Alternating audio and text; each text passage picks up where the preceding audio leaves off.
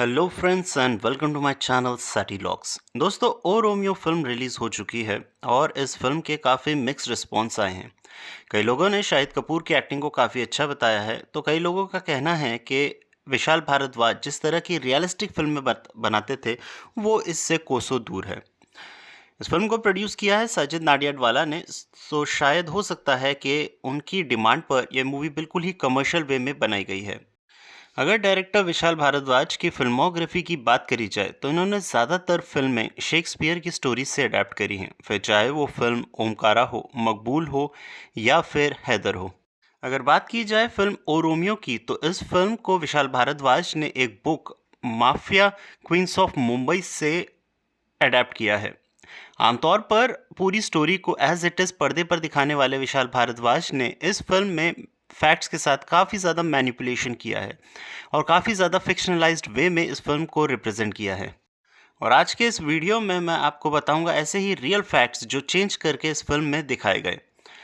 Video शुरू करने से पहले एक स्पॉइलर अलर्ट। अगर आपने ये फिल्म देख रखी है तो अच्छी बात है, अगर नहीं देखी है तो इस वीडियो में मैं आपको इस फिल्म की स्टोरी को समराइज वे में बताऊंगा, शुरुआत के सीन से लेके लास्ट के सीन तक। तो अगर आपने ये फिल्म नहीं देखी है तो चाहो तो इस फिल्म को देखने के बाद इस वीडियो को देख सकते हो। तो शुरू करते हैं ये वीडियो फैक्ट नंबर 1 से। इस फिल्म की शुरुआत में दिखाया जाता है शाहिद कपूर, जो कि कैरेक्टर प्ले कर रहे हैं हुसैन उस्तरा का। वो मुंबई में छुप कर रह रहा है जलाल से। यहाँ पर सीधे तौर पर दाऊद इब्राहिम का नाम नहीं लिया गया है, उनके कैरेक्टर का नाम रखा गया है जलाल। तो एक समय में हुसैन उस तरह जलाल के लिए काम करता था और वो स्पेन में ही उसके साथ रहता था, लेकिन वहाँ से वो भाग कर आया है जलाल के भाई को मारकर। जलाल अब हुसैन उस्तरा को मारने के लिए ढूंढ रहा है, पर यहाँ पर इंटेलिजेंस ब्यूरो का एक ऑफिसर, जो कि कैरेक्टर प्ले किया है नाना पाटेकर ने, वो हुसैन उस्तरा को सेव करता है और बदले में उससे अपने काम निकलवाता है कुछ क्रिमिनल्स को मार के, जो ज़्यादातर खुद जलाल के ही गैंग के लोग होते हैं। लेकिन रियलिटी में हुसैन उस्तरा ने कभी भी दाऊद इब्राहिम के लिए काम नहीं किया, ना ही उसने दाऊद इब्राहिम के किसी भाई को मारा और ना ही उसका इंटेलिजेंस ब्यूरो से कभी कोई वास्ता रहा। हाँ, वह पुलिस इन्फॉर्मर ज़रूर एक ज़माने में बना, जहाँ पर वो दाऊद इब्राहिम के कुछ गोरख धंधों की बातें पुलिस वालों को बताता था और बदले में उनसे इनाम पाता था। Fact number 2। इस फिल्म में एक्ट्रेस तृप्ति धिमरी, जो कि कैरेक्टर प्ले कर रही है अशरफ खान का। अशरफ खान एक हाउसवाइफ होती है जिसका पति महमूद कुरैशी दाऊद इब्राहिम यानी जलाल के लिए काम करता है। वो उसका अकाउंटेंट होता है, पर अब वो डिसाइड करता है कि वह जलाल के काम को छोड़ देगा। जो बात जलाल को नागवार गुजरती है और इंडिया में उसके गैंग चला रहे व्यक्ति शंकर को वो आदेश देता है कि महमूद को मौत के घाट उतार दिया जाए। एक करप्ट पुलिस ऑफिसर भी इस एनकाउंटर में शामिल होता है, जो कि महमूद कुरैशी को गोली मारता है और एक लॉयर ये कोर्ट में साबित कर देता है कि महमूद कुरैशी एक गैंगस्टर था और पुलिस मुठभेड़ में मारा गया। इसके बाद जब ये बात अशरफ खान को पता चलती है तो वो कसम खाती है कि जलाल, शंकर और वो करप्ट पुलिस ऑफिसर जिसने फेक एनकाउंटर करके उसके पति को मारा, और वो लॉयर जिसने झूठ साबित किया कि उसका पति एक गैंगस्टर था, इन चारों को मारने की वो कसम खाती है।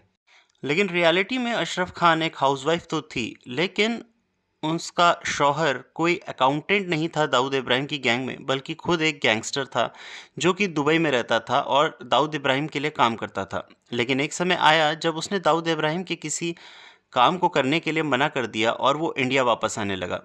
दाऊद इब्राहिम को ये बात बिल्कुल पसंद नहीं आई और उसने पुलिस वालों को टिप दी, जिस वजह से एयरपोर्ट पर ही अशरफ खान के शौहर महमूद को मौत के घाट उतार दिया गया। कहा जाता है ये पुलिस वाले दाऊद इब्राहिम के ही पेरोल पर थे।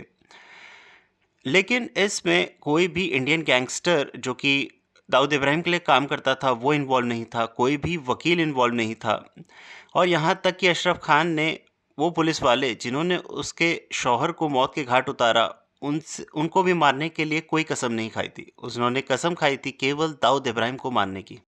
Fact number 3। इस फिल्म में दिखाया जाता है कि अशरफ बाद में आगे चलकर हुसैन उस्तरा से मदद लेती है और हुसैन उस्तरा उसे बंदूक चलाना भी सिखाता है।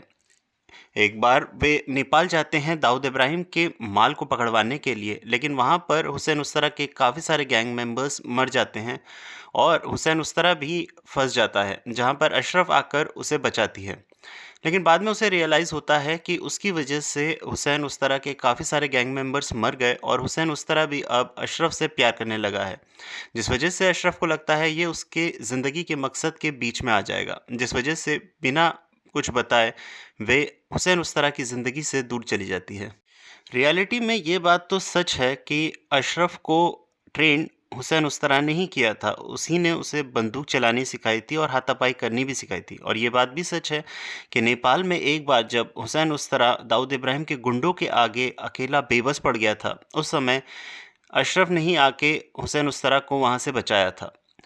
पर हुसैन उस्तरा को अब अशरफ से प्यार होने लगा था और एक दिन उसने अशरफ को छूने की कोशिश करी। अशरफ इस बात से नाराज़ हुई और उसने हुसैन उस्तरा को छोड़ दिया और अपनी एक नई गैंग बनाई। फैक्ट नंबर 4, इस फिल्म में आगे चलकर दिखाया जाता है कि हुसैन उस्तरा को छोड़कर अशरफ हिंदू औरत का भेष बदलती है और उसी पुलिस वाले से शादी करती है जिसने उसके पहले पति को फेक एनकाउंटर में मारा था, ताकि वे उससे बदला ले सके और उसके थ्रू जलाल यानी दाऊद इब्राहिम तक पहुंच सके। बट इन रियलिटी ये बात तो सच है कि अशरफ ने एक पुलिस वाले से शादी ज़रूर करी थी, लेकिन ये पुलिस वाला वो व्यक्ति नहीं था जो कि उसके पहले पति के फेक एनकाउंटर में शामिल था। बल्कि इस पुलिस वाले को तो अशरफ मदद करती थी दाऊद इब्राहिम के खिलाफ इंफॉर्मेशन सप्लाई करके।